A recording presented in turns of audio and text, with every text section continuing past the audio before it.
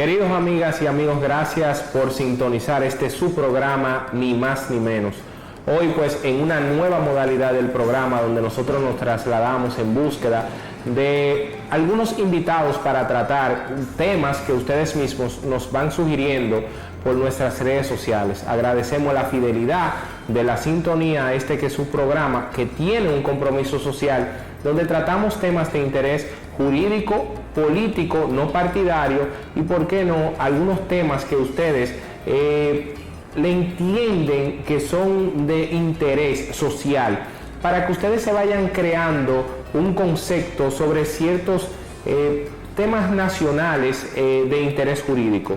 En el día de hoy nosotros traímos una invitada, nos desplazamos, ¿no?, a la búsqueda de un especialista en el área de los delitos electrónicos. Sabemos que en el día a día, pues, más personas se encuentran afectadas por este tipo de delitos, que son delitos que son de la nueva era, la era digital.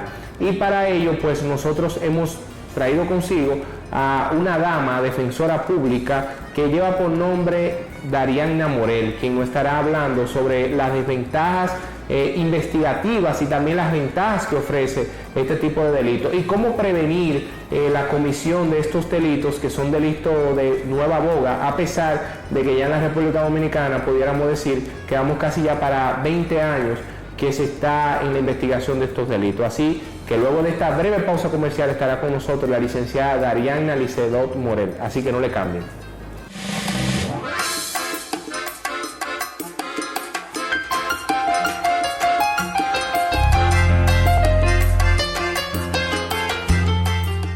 Gracias por mantener la sintonía en su programa, Ni Más Ni Menos. Como le avisábamos, tenemos en el día de hoy a la licenciada Darianna Lisedot Morel, defensora pública del Distrito Judicial de Santiago, una persona con un vasto conocimiento, pero en el día de hoy ella no va a tratar algo que en los últimos momentos, es decir, en la actualidad de su vida profesional, pues ella ha ido sacando más provecho, que es a lo que tiene que ver con los delitos electrónicos. Y como le decíamos antes de la pausa, hoy resguarda en más importancia que las personas sepan de qué son los delitos electrónicos y cómo también usted, sin usted quererlo, quizá dando un clic o compartiendo una información, usted puede incurrir en responsabilidad penal, porque hoy en día todos andamos con la tecnología encima. Por esa razón, pues, está con nosotros en el día de hoy, nos place su programa, Ni Más Ni Menos, la licenciada Darianna Morel. Darianna, ¿cómo estás? Hola, un placer verte, de verdad, muy complacida por haberme invitado, de verdad es un honor para mí, que dentro de mis humildes conocimientos, aportarte al programa. Gracias, Darianna. Yo creo que lo primero que nosotros tenemos que hablar es qué es un delito electrónico, con qué se come eso, porque nosotros en este programa hay mucha gente especializada que nos ve, pero también hay gente, vamos a decir, común, que no tiene conocimiento de derecho, y bueno, uno explicarle a ellos de qué se trata un delito electrónico. Sí, mira, un delito electrónico es un hecho antijurídico, obviamente, contrario a la norma y por demás culpable, cuyo objetivo es hacerle daño al ordenador, a las redes, o un delito tradicional que se ejecuta por la vía electrónica.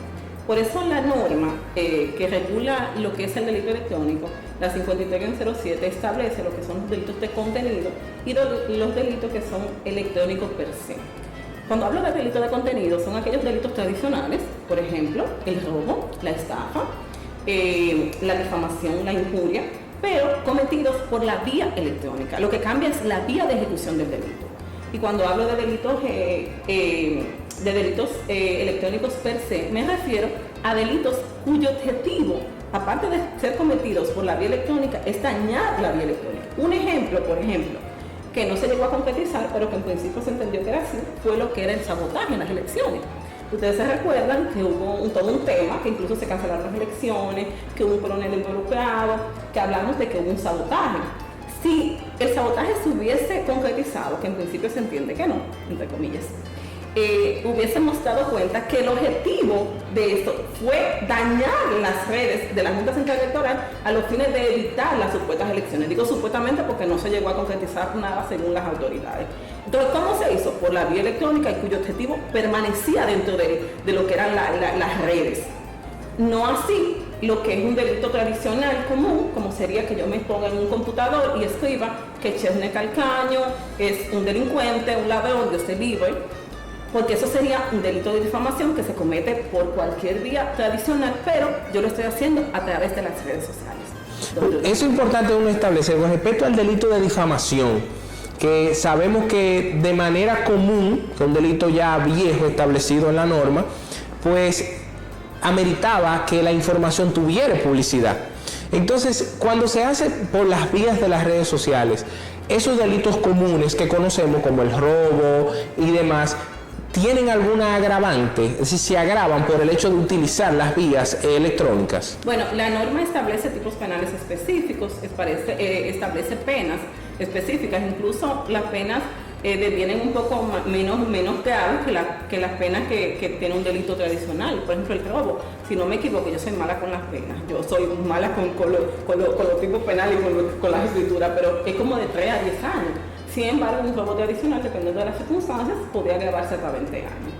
Pero lo que pasa es que el legislador lo que quiso fue ser inteligente, porque se entendía que cuando se hacía por esa vía, los jueces, al tener la vía tradicional, que era, por ejemplo, la difamación en un barrio, fulano le voceaba al otro y llevaba un testigo, al configurarse lo que es la tecnología de la comunicación, las TIC, que ya todo el mundo tiene un celular, todo el mundo tiene una computadora, un aparato electrónico y todos tenemos redes sociales, había que configurar para que cuando se fuera a un proceso penal estuviera establecido plenamente en la norma para proteger lo que es el principio de legalidad.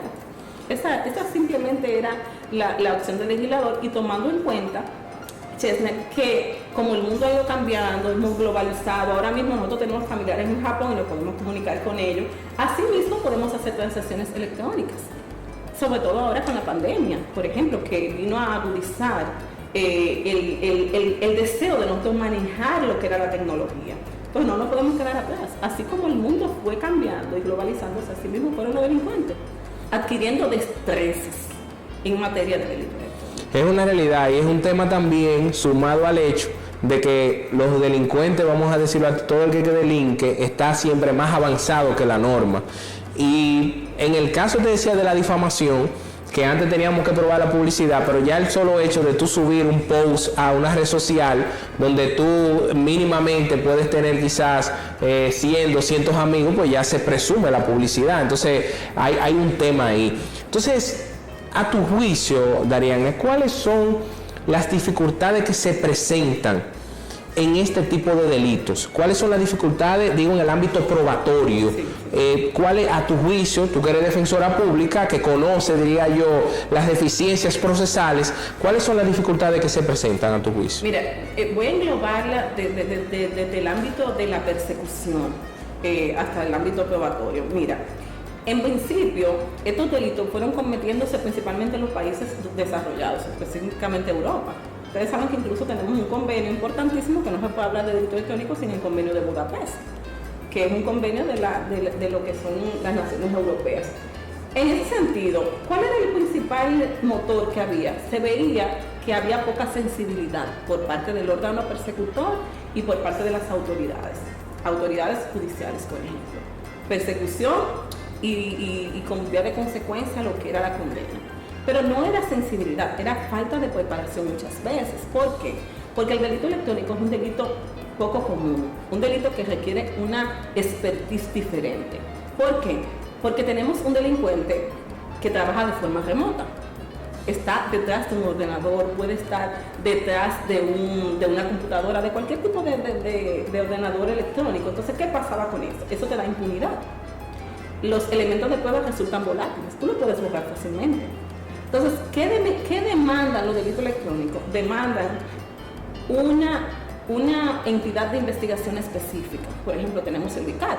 ¿Por qué la Policía Nacional no puede investigar delitos electrónicos? Porque tú tienes que tener un expertise, tú tienes que tener conocimientos en computadora, tienes que tener conocimiento en lo que son muchos términos informáticos como dirección IP, por ejemplo, copia espejo. En materia de prueba, por ejemplo, ¿qué es una copia espejo? Tú tienes que tener una copia original de lo que es la evidencia, llevarla al tribunal de lo que era ahí, pero no todo el mundo sabe recolectar eso, porque eso se hace por la vía electrónica. tenemos también lo que son las bolsas Fahrenheit, que son las bolsas de recolectar la evidencia. Cuando tú tienes un delito normal, tú coges unas bolsas de embalaje, le pones un nombre, una bolsa plástica. ¿Por qué en delito electrónico tú no lo puedes hacer? Fácil. Tú tienes una persona que tiene conocimiento en materia electrónica que te puede borrar una evidencia desde allá, con un imán, con un dispositivo. Entonces, ¿qué son las bolsas Fahrenheit? Para que el televidente se ponga en contexto. Mira, cuando tú tienes un microondas, tú sabes que los microondas tienen una radiación. Cuando tú coges un microondas y lo prendes, si no fuera por la bolsa Fahrenheit que lo protege, la radiación te mataría. Entonces, la bolsa Fahrenheit protege a esa evidencia para que no haya no se inmiscuya ningún objetivo que pueda borrar la misma. Es como un elemento que lo aísla de cualquier tipo de conectividad que puede ejercer, que las personas quizás están escuchándote a ti y pueden hasta cuestionarse, venga, por lo que yo veo en la película, pues real, que pasan cerca de una tarjeta, por ejemplo, código, y le escanean y luego ese código lo descargan y pueden entonces adentrarse a un lugar con una tarjeta y demás. Entonces, mira, en materia de delito electrónico, aparte de la expertise que deben de tener, tú tienes que poner al juez en posición de entenderte, porque recuerda que es lo mismo que a mí me robé la cartera en la calle y que yo llegue y le diga, juez, mire, ese hombre me robó la cartera, me la jaló. Cuando tú tienes detrás de un ordenador una persona que tú no estás viendo su rostro, que remotamente te está haciendo un delito electrónico, como puede ser phishing, por ejemplo, para ponerte en contexto al televidente que es phishing. Phishing es un término en inglés que dice como salir a pescar, y es una ingeniería electrónica que tiene por objeto, por ejemplo, mandarte un correo de un banco reconocido. Valga la publicidad, por ejemplo, Banco de Reserva, que todo el mundo cobra en el Banco de Reserva. Tú recibes un correo electrónico que te dicen, licenciada Dariana, o Dariana, o Chesney, nosotros tratamos de actualizar la página. En ese sentido, queremos que usted nos dé sus claves de seguridad. Mucha gente comienza a dar la clave de seguridad, señores. Y esas personas utilizan esa clave para vaciarte tus tarjetas, tus cuentas. Entonces, ¿qué pasa con eso? Esas personas tienen cierto expertise en la materia. El delincuente cibernético, a diferencia del delincuente común, que nosotros vemos que el delincuente común es una persona que tú dices, tú vas al tribunal y tu discurso forense muchas veces es una persona que no tuvo oportunidades, que viene marginado, que no tuvo padres. Señores, en materia electrónica es muy diferente.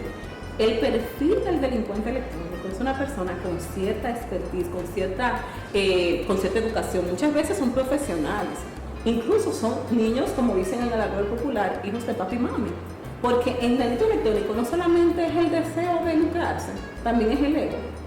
Saber que yo sé más que tú, demostrarte que yo puedo hacerlo. Sí, porque hay una lucha de alguna manera, por eso vemos que a veces ellos se colocan sobrenombres para ellos dejar, vamos a decir, un rastro y decir que ellos fueron que cometieron. Por ejemplo, a veces puede ser que se coloquen un servidor de una página y lo vacíen y luego simplemente, qué sé yo, exacto.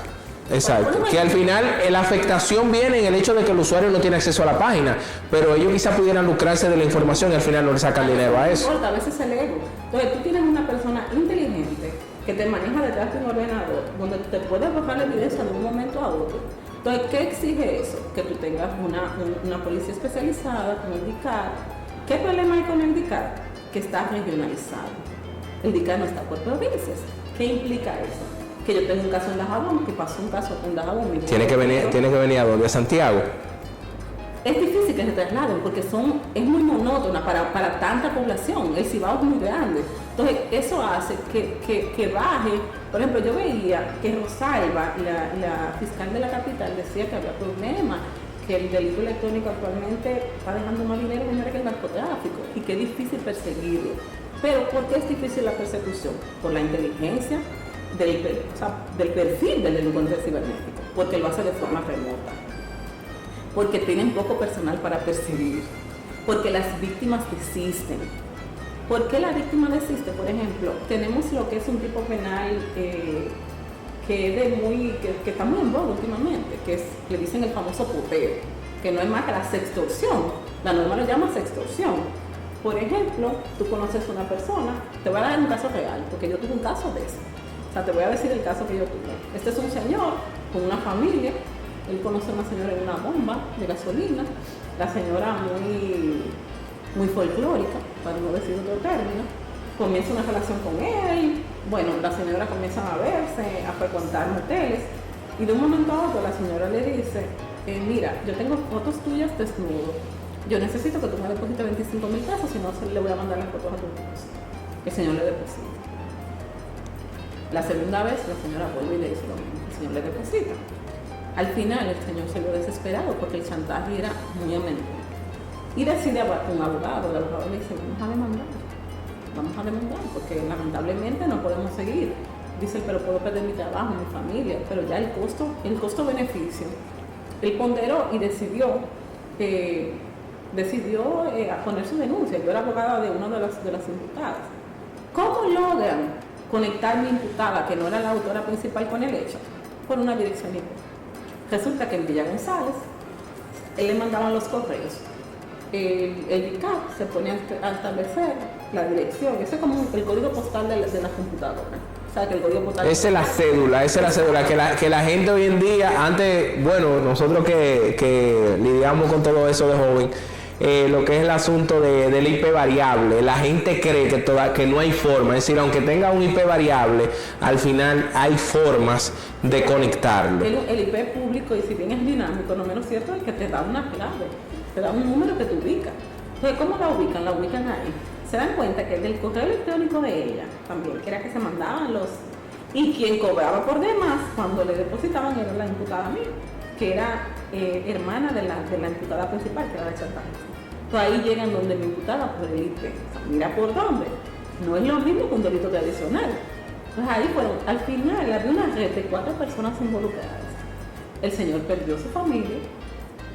La señora al final, cuando se vio que él no le dio más dinero, ella publicó las fotos de él en una página. Él perdió su familia, perdió su trabajo por lo que era la extorsión. Entonces, ¿qué pasa? Él fue la tasa mínima, o sea, que decidió denunciar, pero lo común es que tú te quedas callado por vergüenza, por vergüenza hacia la sociedad. Entonces, eso es lo que pasa con el delito electrónico. Otra forma también del delito electrónico es el hecho de que cuando tú vas a investigar, tienes que tener personas especializadas por el hecho de que tú llegues, por ejemplo, a investigar un hackers, que encuentres la computadora de esa persona, tú no puedes apagarla, ni siquiera tocarla. Todo lo que tú vas a hacer, tienes que hacerlo desde ahí. Porque resulta que tú estás trabajando con alguien que es más inteligente que tú, que te lleva millas. Entonces, si tú apagas la computadora, puede tener un mecanismo de bloqueo que no te permita jamás.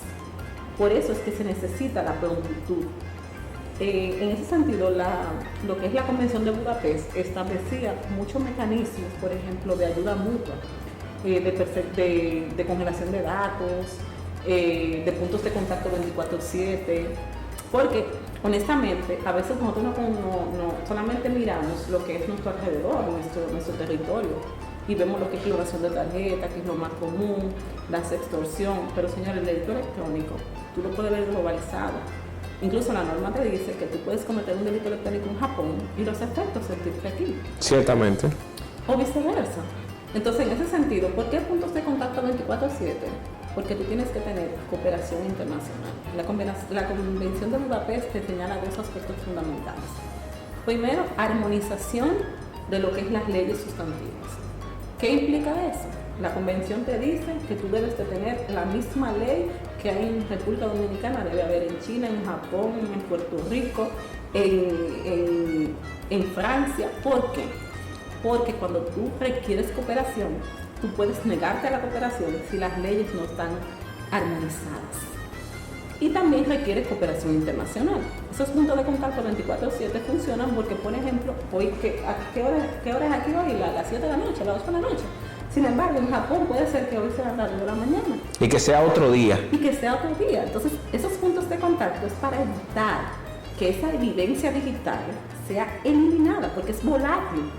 Con un clic que yo le dé a un aparato electrónico, yo puedo borrar la evidencia. No es lo mismo cuando a mí me roban una cartera por ahí, que se ve la evidencia, o cuando te matan a una persona, tú tienes que entender la evidencia, tú tienes un testigo, tienes un certificado que te avala que a esa persona la mataron.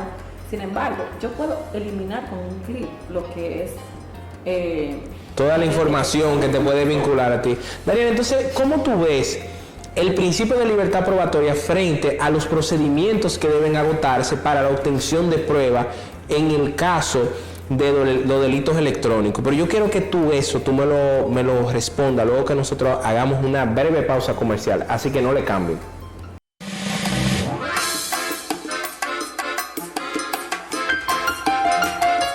Gracias por seguir en contacto en este su programa Ni Más Ni Menos. Hoy con una súper invitada que nos honra, la licenciada Arianna Morel, que nos ha estado hablando sobre los delitos electrónicos y dándonos un matiz desde muchos ámbitos, no solo del ámbito de defensa, sino también del ámbito de la investigación, a los fines de que ustedes se puedan percatar de que quizá con un clic ustedes estén comprometiendo su responsabilidad penal, o peor, pero no sabemos cómo peor, o perdiendo quizás todo el balance de su tarjeta, que aunque las tarjetas de crédito tienen un seguro, y es bueno que ustedes lo sepan eso, pues todo el problema que usted tiene que ir con esta pandemia que hay, usted tiene que ir a hacer fila para poder resolver y que le vuelvan a colocar ese dinero, pues usted se evita eso. Entonces es bueno, y algo que me quiero rescatar de lo que Arianna decía, es bueno que usted tenga mucho cuidado a qué ustedes le dan clic, que ustedes verifiquen la dirección de correo, aunque ustedes vean el logo de un banco, que ustedes verifiquen la dirección de correo de ese banco, porque casi siempre ustedes se ponen a observarla, la dirección de correo no corresponde a un banco. Y como yo siempre digo, cuando me llaman de un banco, yo prefiero pasar de manera física al banco, porque yo no hablo ese tipo de cosas de banco, de informaciones de banco vía telefónica, aunque usted vea que parezca un teléfono que es de un banco. Antes de la pausa, nosotros le hacíamos una pregunta a Arianna con respecto específicamente a lo que tiene que ver al principio de libertad probatoria, que nosotros a veces lo escuchamos en el tribunal, versus los procedimientos de obtención de prueba en los delitos electrónicos. ¿Cómo tú, como defensora y como ciudadano normal, cómo tú crees que el juzgador eso lo puede hacer colegir en estos procesos? Mira, obviamente tú tienes que regirte por el principio de legalidad. La libertad probatoria tiene un solo límite, que es el principio de legalidad. El problema aquí, Chesney, es el hecho de que tú tienes que poner en contexto al tribunal. Hablaban mucho que los tribunales no tenían sensibilización por estos temas, pero no es eso. Es que tú, como órgano persecutor, debes llevar tus peritos, porque tú le llevas a un tribunal, por ejemplo, una copia espejo. Tú coges y haces un peritaje y le pones una copia espejo donde dices que conseguiste esto y pones unos números en frío. Yo te pregunto a ti, los tribunales tradicionales que no están acostumbrados a este tipo de delito, ¿van a entender lo que tú pones ahí? No lo van a entender, Chesney. Cuando tú llevas a un perito y le explicas, mira, yo cogí ese disco duro, hice una copia espejo, saqué la información y esa información se corresponde con la que estaba en ese disco, te va a entender distinto, y eso es lo que pasa. El órgano persecutor quiere manejar los delitos electrónicos como si fueran delitos tradicionales y no se pueden manejar de esa forma. Tú tienes que llevar los peritos, tienes que establecerle al tribunal en qué se basó ese expertise, por ejemplo, de una computadora, de un aparato electrónico, por qué ese IP, tú conectaste a esa persona con ese IP, ¿qué es un IP?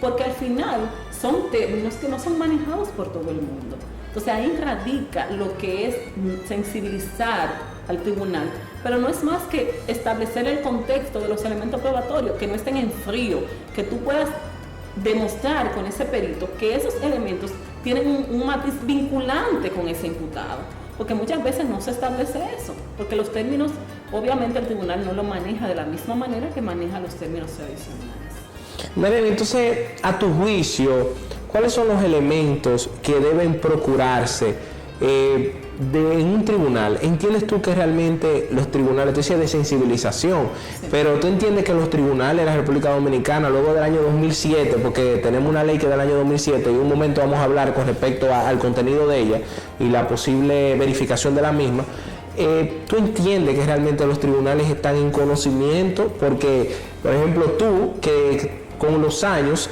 te has interesado en ese tema, pero la realidad de Arianna es que la mayoría de los abogados no manejan ese tema. Entonces, ¿cómo tú ves los tribunales con respecto a ese tema que tú decías que la fiscal Rosalba Ramos se quejaba de que hoy en día, con este asunto también de estos muchachos, le llaman los chiperos, que venía sobre la base de que estaban extorsionando personas, les robaban las tarjetas de crédito y luego compraban por de todo, es decir, estaban llenos los hoteles y todo ese tipo de cosas. Entonces, ¿entiendes tú que realmente los tribunales están identificados con el conocimiento? Hablarles de código IP, hablar de una copia espejo, como tú muy bien señalas, que una gente, porque recuérdate que un perito va a hablar dentro de su concepto. Pero si la persona que le toca interrogar no hace las preguntas aclaratorias o la pregunta para que él conceptualice, ¿a qué tú te refieres con código IP? Entonces puede haber un tema también de entendimiento del tribunal. Mira, eso ha cambiado mucho. Si bien en otrora los tribunales no tenían mucha expertise para conocer ese tipo de casos, debo decirte que la formación que yo tengo en delito electrónico ocurrió porque el Consejo de Europa, a través de una organización que se llama Glacy Plus, vino a República Dominicana interesado porque se dio cuenta que era un país donde había mucho delito electrónico, porque querían erradicar eso, porque eso afecta a la economía mundial. Entonces, ¿qué hizo Glacy Plus? Llegó aquí a la Escuela de la Judicatura y conjuntamente con los fiscales hicieron un acuerdo que querían formar fiscales, jueces y defensores. Honestamente, nosotros fue como para hacer un balance porque la escuela nos forma a nosotros y no podían dejarnos a nosotros fuera, vamos a decirlo así. Porque la escuela siempre nos incluye. Sin embargo, el objetivo principal era asimismo sensibilizar jueces y fiscales. A raíz de ahí, nosotros fuimos elegidos por Glacy Plus a través de nuestro desempeño en ese curso para dar docencia. Y que yo le decía al encargado de Glacy Plus, yo le decía, mire, los jueces, por ejemplo, en mi pueblo, Bajabón, que es un pueblo remoto, se le hace difícil venir a la capital a hacer un curso, porque el día a día los va tragando. Yo le decía, vamos a ir pueblo por pueblo. Vamos a dar cursitos, tallercitos de un día y eso vamos a dejarle la chispa para que se motiven y vayan a la escuela a formarse. Bueno, eso dio muchos resultados. Empezamos mucho antes de la pandemia. Bueno, mucho antes, empezamos como en 2019. La formación fue como en 2017. Empezamos 2019, 2018, 2019 a dar cursos, talleres a nivel nacional. A mí me tocó ir a San Juan de la Maguana, yo llegué a ir. En la misma escuela yo llegué a darle curso a fiscales y eso ha cambiado mucho porque se fueron interesando, fueron haciendo cursos en la escuela y yo entiendo que ya, por ejemplo, aquí hay jueces en Santiago que manejan mucho los términos, hemos conocido audiencia y tú ves que el manejo es excelente, o sea, no me puedo quejar porque ya hay otra sensibilización. Además, tenemos jueces, por ejemplo, en esta jurisdicción que aparte de que son brillantes, son jueces que no son jueces jóvenes. Tú sabes que no es lo mismo jueces viejos, tradicionales, que tal vez más... Que no tienen una conexión con la tecnología, aunque...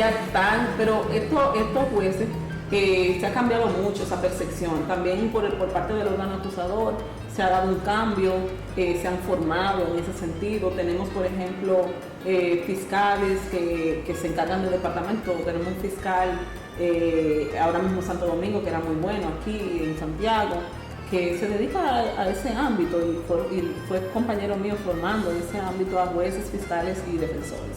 O sea que yo entiendo que eso ha cambiado mucho y ya hay una sensibilización gracias a ese impulso de los organismos internacionales. Daniel, una pregunta que me surge.